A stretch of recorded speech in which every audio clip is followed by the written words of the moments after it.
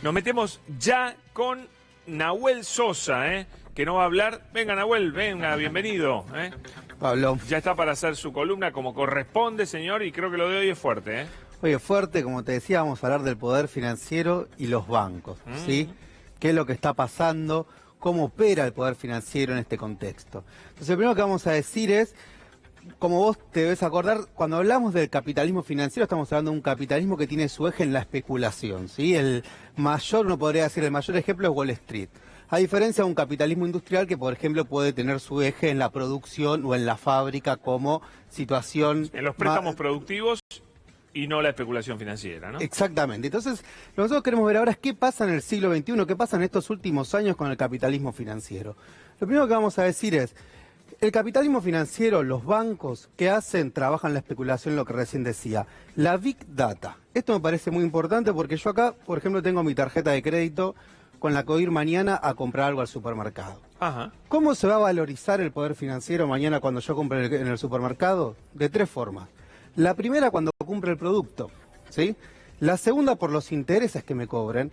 Y la tercera, por los datos, ¿sí? Mis datos personales. ¿Esto por qué me parece importante? El dato porque de qué compraste, dónde qué compré, compraste, cuál es mi DNI, cómo me llamo, dónde vivo. Si hay algo que está evidenciando el COVID, es ese vínculo entre bancos, datos, que el Big Data no es solo la Internet, sino es ese volumen de datos e información, y cómo eso puede operar en el poder financiero. Ajá. Otra cuestión que tenemos que tener en cuenta, ¿cuáles son las características de este poder? Es un poder fáctico, es un poder que, como decías vos en la editorial, y veíamos que pasaba con el ministro de Economía, opera de forma muchas veces en las sombras y otras veces visible, mayormente en las sombras. Entonces decimos, es un poder fáctico con mayor capacidad de acumulación. Son élites concentradas, mundializadas y unipolares, es decir, quieren un mundo unipolar, no un mundo multipolar donde pueda haber un diálogo y una cooperación internacional. Que acumulan por desposesión. Mira, esto es muy importante. ¿Qué significa acumular por desposesión? Significa que acumulan sacando los recursos naturales y la soberanía. Significa, viste que a veces se dice, estamos ante una agricultura sin agricultores. ¿Qué quiere decir agricultura sin agricultores? Que el capital financiero va echando a los trabajadores y va acumulando de una manera de robotizar. De la misma manera que, por ejemplo, con el suelo urbano se hace cuando nosotros llamamos la especulación inmobiliaria de qué pasa con el suelo de nuestro metro cuadrado. ¿Sí? Entonces acumula por desposesión. Precarización y especulación, ¿sí? Podríamos decir que estas son algunas de las características principales. Construyen una subjetividad financiera y una cultura de los CEOs, ¿sí? Porque para poder hacer esto, el capitalismo financiero necesita construir narrativas culturales, promesa aspiracional, meritocracia e hiperindividualismo, un tema que le hemos hablado. Y utiliza tecnologías como la Big Data o la 5G, que hoy está en disputa, para valorizar el capital y concentrar sus riquezas. Mirá con la placa que viene, cuando estamos hablando de concentración de riqueza, A ver. ya que estamos diciendo, decimos, si hay algo que señala acá el geógrafo David Harvard es, lo que hemos visto es a los bancos sumándose a la oferta monetaria. Y el dinero tiene que ir a algún lado.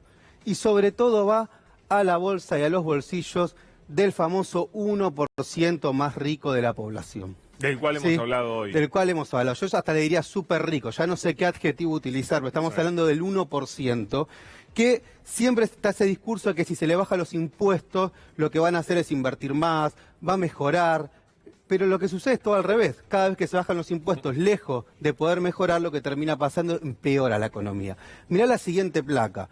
¿Por qué? Porque hay algo que es importante acá tener en cuenta, que es ¿qué pasa? ¿Qué hacemos ante esa concentración? ¿Qué es lo que puede pasar? Entonces vamos a decir, el poder financiero, una de las características recientes la decía, el 1% más rico del mundo se apropia además del 80% de la riqueza.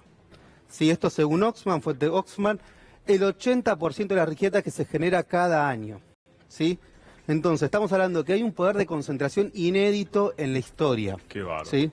Y esto hay una cosa, Pablo, que hay que prestar mucha atención. En la historia de las catástrofes o de las grandes crisis, como puede ser una peste, como puede ser una pandemia, como puede ser una guerra mundial, siempre hay que tener cuidado porque siempre hay una élite que quiere hacer negocio de esa catástrofe.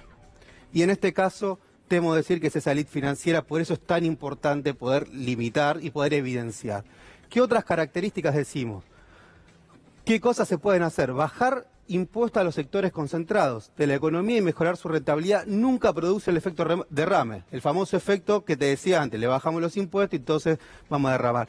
con el COVID-19, cada vez hay más consenso en la necesidad de establecer un impuesto global a los superricos e implementar un ingreso universal ciudadano. Esto es importante, ¿por qué? Porque estamos hablando de cómo se distribuye ese poder, esa riqueza que se genera, para también poder constituir ciudadanos que no queden excluidos y que no queden empobrecidos después del COVID. Así que... Interesante, ¿no? Tenemos todo un mapa para poder ver. Me gustaba terminar con esta última placa, que es de Mafalda. Ah, mira qué bien. A ver. Que dice, bibliotecas o bancos. Es ingenuo pretender que la gente aprecie más la cultura que el dinero. Y ahí Felipe dice, ¿no sería hermoso el mundo si las bibliotecas fueran más importantes que los bancos? Muy lindo, Así que, gracias, Nahuel. Gracias a vos, Pablo. Un gustazo, Un gustazo.